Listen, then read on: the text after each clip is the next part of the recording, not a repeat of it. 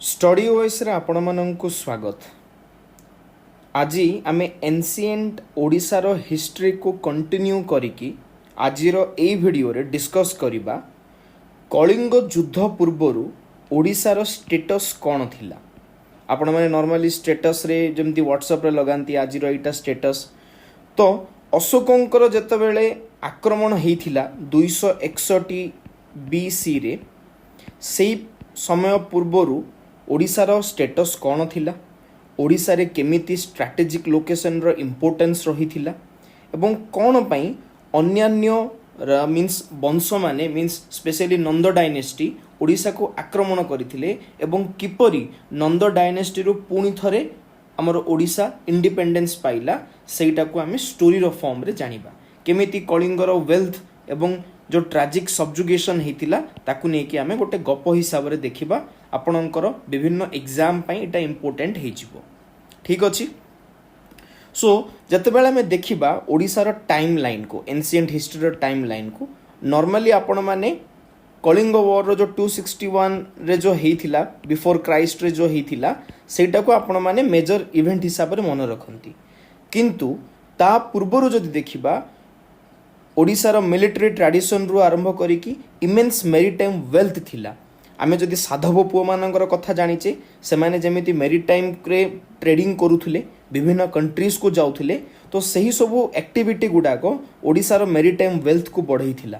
ता सहित जदि मिलिटरी ट्रेडिशन देखिबा ओडिशार विभिन्न जगह रे राजा मानकर स्ट्रांग मिलिटरी होल्ड रहिथिला तो सेटा सेमानंको गोटे पॉलिटिकली गोटे सार्वभौमत्व एक्वायर करिबा पई सोवरेनिटी एक्वायर करिबा पई सहाय्य करूथुला।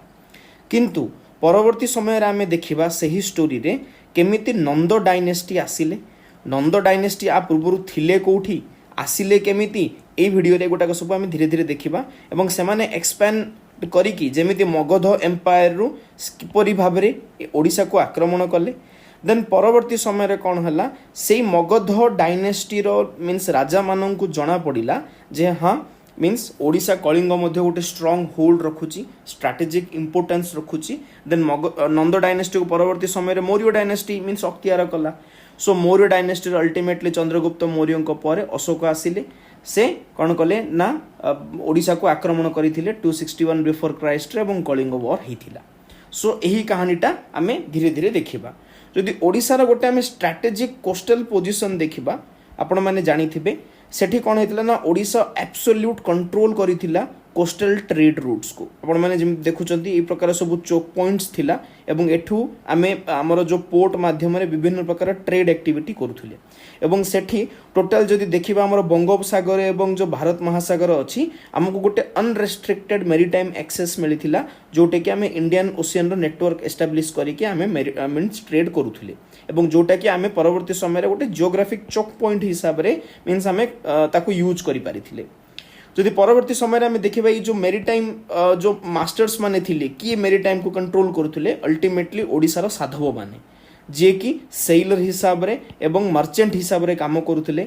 सेमानकर डेस्टिनेशन थिला श्रीलंका, म्यांमार, इंडोनेशिया, थाईलैंड एवं सही देश गुडा को जाई कि सेमाने ट्रेड करूथिले एवं सेमाने एक्सपोर्ट भी करूथिले ओडिसा रु स्पाइस को मीन्स आपनकर मसला, टेक्सटाइल, आइवरी एवं प्रेशियस स्टोन्स को। सो एगुटाक मीन्स ओडिसा रो जो वेल्थ को बढ़ेबारे सहाय्य करथिला।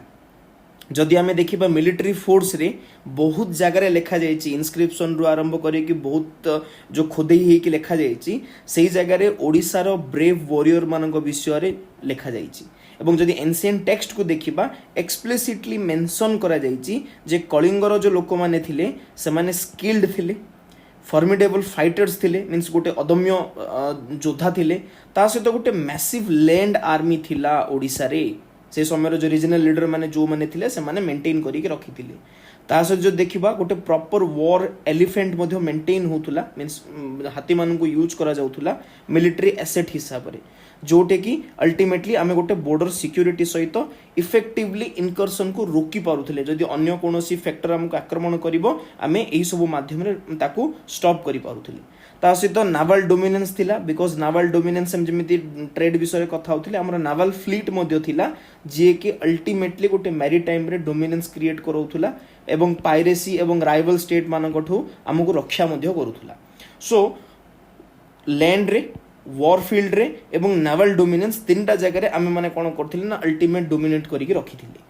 जदि एनसीएंट टेक्स्ट देखिबा आमे जेमिति कथा आइथिला पूर्व वीडियो रे महाभारत हो पुराण हो एवं बुद्धिस्ट एवं जैन टेक्स्ट हो सबु जगह रे कलिंग किंगडम विषय लिखा जाइछि एवं इवन कुरुक्षेत्र वॉर सी हेतिला हरियाणा सेठी मध्ये जाय कि इंडियन रो मींस ओडिसा रो जो योद्धा माने थिले से माने लढी थिले।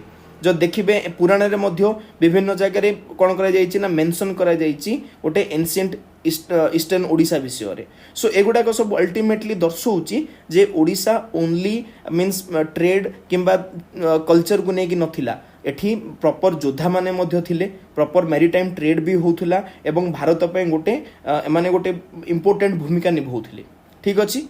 सो परवर्ती समय रे कोन हला ना जतबेले मगध रे एक्सपेंशनिस्ट हला मींस मगध एरियाटा अछि आपनकर मींस जो उपत्यका गंगा नदी रो उपत्यका रे मगध राज्य कोन हला धीरे धीरे से माने एक्सपेंशनिस्ट पॉलिसी आगो को करले। से समय रे मगध रे प्रचल मींस चलीथिला नंद डायनेस्टी, नंद वंश चलीथिला, महापद्मनंद धनानंद एगुडा सब आपण माने सुनिथिबे। सो सेमाने कोन कले ना मौर्य वंश पूर्व से माने आस्थिले, सेमाने चाहुथिले थ्रू आउट कंटिनेंट इंडिया रे सेमाने डोमिनेंस स्थापन करिबा पई। से भितर गोटे राजा थिले महापद्मनंद। से महापद्मनंद कोन कले ना गोटे एम्बिशियस रूलर थिले एवं से चाहिले जेमिति ओडिसा को आक्रमण करिबा पई एवं आक्रमण कले एवं आक्रमण करिकि जो ओडिसा को कंप्लीटली सेमाने चाहिले एक्वायर करिबा पई एवं आक्रमण करिथिले मध्य। से जतबेले से आक्रमण कले स्टिल ओडिसा रो इमेंस मिलिटरी ट्रेडिशन सहित मैरीटाइम वेल्थ भी थिला, किंतु स्टिल मगध आगरे ओडिसा कोन हिचला हारि जाइथिला। ठीक अछि।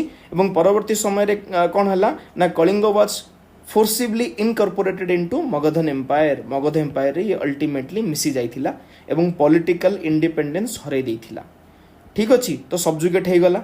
सो एटा हमें केमिति जानिले ना विभिन्न प्रकार मोन्यूमेंटल रॉक कट जदि देखिबा पहाड़ को काटिकी जो इनस्क्रिप्शन बना जाइछि सेठी मगध वंश मगधर जो नंद वंश से अल्टीमेटली ओडिसा को एक्वायर करिथिला कहि कि लिखा जाइछि। इट प्रोवाइड्स ए अनडिनाएबल जाको मना करि होबो नै एवं फिजिकल प्रूफ थिला जोटे कि नंद डायनेस्टी सक्सेसफुली कलिंग को आक्रमण करिथिले एवं सेठाकार पॉलिटिकल एवं एडमिनिस्ट्रेटिव कंट्रोल को निज हाथ को नैथिले।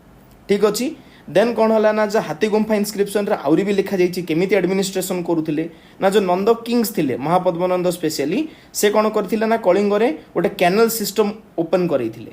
से कैनल रे कोन होतला ना पानी जाय कि विभिन्न प्रकार जमी को जाउथला पानी एवं गोटे एग्रीकल्चर सिस्टम रे गोटे भलो सहाय्य होउथला ओडिसा रो लोकल एग्रीकल्चर को बढ़ाइबा पई। क्रॉप यील्ड भी बढ़िथिला, वाटर मैनेजमेंट भी होता। सो इंजीनियरिंग माध्यम रे से कौन कले ना अल्टीमेटली ओडिसा रो जो एग्रीकल्चर सेटअप थिला ताकू से कौन कले मगध एम्पायर बढ़ेबा को चेष्टा करिथिला ओडिसा रे।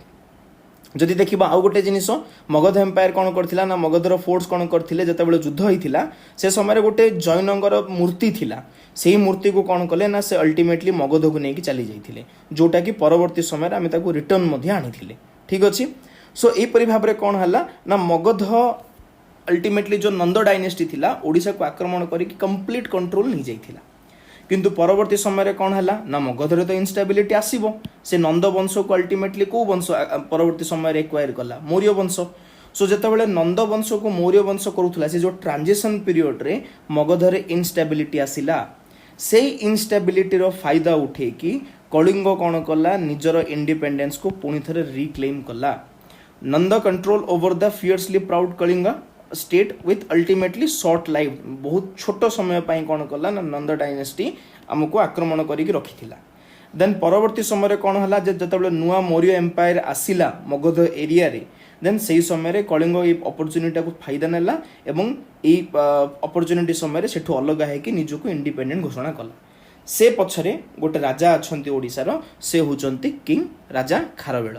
से अल्टीमेटली इंडिपेंडेंस डिक्लेयर करैथिले एवं से समय रे जो जैन आइडल जो नहीं जाइथिले मगध माने सेटा को से मीन्स रिटर्न मध्ये आनिथिले। माने कलिंगर जतेबेले ग्रेटेस्ट मोनार्क किंग खारवेल जो थिले से अल्टीमेटली जो मगध रूलर टू से जो जैन मूर्तिटा थिला सेटा मीन्स रिटर्न आनिथिले इंडिया ओडिसा को। ता सहित जो कैनाल टा को कंस्ट्रक्ट करा जाइथिला महापद्मनंदन समय रे सेही कैनाल को पुणी थरे अपग्रेड करा जाइथिला खारवेलंग द्वारा। जो खारवेलंग जदि हमें कंट्रीब्यूशन देखिबा इंपोर्टेंट कंट्रीब्यूशन ए कैनाल टा को अपग्रेड कराइथिले ई समय रे एवं जैन आइडल को रिटर्न नै के आस्थिले जोटा कि मगधर राजा पूर्वरु नै जाइथिले। सो यही समय जदि देखिबा मगध अल्टीमेटली कौन हला ना मौर्य वंश आसिला। मौर्य वंश पर अशोक आसिले। देन 261 बिफोर क्राइस्ट रे पुणी थरे कौन हला से निजर वेल्थ एवं सोवरेनिटी को आगो को बढ़ाइबा पई कलिंग ऊपर आक्रमण करथिले एवं जोटे कि एकदम मीन्स बहुत भीषण युद्ध होइतिला जोटे कि अशोक ब्रुटली कौन करथिले मिलिटरी कैंपेन करथिले अगेंस्ट रे एवं कलिंग युद्ध स्टार्ट होइतिला परवर्ती समय रे। जदि देखिबा pre-Maurya Kalinga was never a passive territory waiting to be conquered. It is a wealthy, highly developed maritime powerhouse whose fiercely defended sovereignty forced the major political interaction with Magadha, setting the profound historical stage for Kalinga war. Means एटा कौन कहबा को चाहूची जहाँ पूर्वरु एटा नहीं जे हठात अशोक आसिकी ओडिशा उपर आक्रमण करनेले। ता पूर्वरु गोटे आम पाखरे सबु संबल थिला आमे गोटे वेल्थ हेकी थिले नंद इवन अटैक करिकी रखिथिले एवं सेठु आमे इंडिपेंडेंट डिक्लेयर कला परे मौर्य डायनेस्टी को गोटे पूर्वर गोटे पूर्वाभास थिला जे हाँ ओडिशा आम पई गोटे स्ट्रेटेजिक इंपोर्टेंस है कि काम करिवो।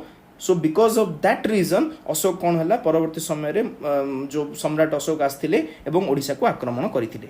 सो एपरि भाबरे आमे कौन कले ना अशोकंकर जो कलिंग युद्ध पूर्वरु कौन कौन युद्धर मीन्स युद्ध पई जो भित्तिभूमि तैयारी हेतिला कौन इंपोर्टेंस थिला आपण माने ए वीडियो रे जानिले एवं आपण मानन को जतबेले स्टोरी फॉर्म रे जिंस गुडा को मन रखिबे आपण को एग्जाम रे जदि क्वेश्चन आसला मेंस रे आपण माने डेफिनेटली एटा को ट्राई मीन्स लिखि परिबे। ता सहित जदि प्रिलिम्स रे कोनोसी प्रकार फैक्ट आसिला मीन्स खारवेल कैनाल कोन करथिले नंद डायनेस्टी केबे अटैक करथिले ए प्रकार गुडा को मध्ये आपण को पई एग्जाम पई हेल्पफुल हबो। सो केमिति लागिला डेफिनेटली हम मानन को जणेबे। धन्यवाद।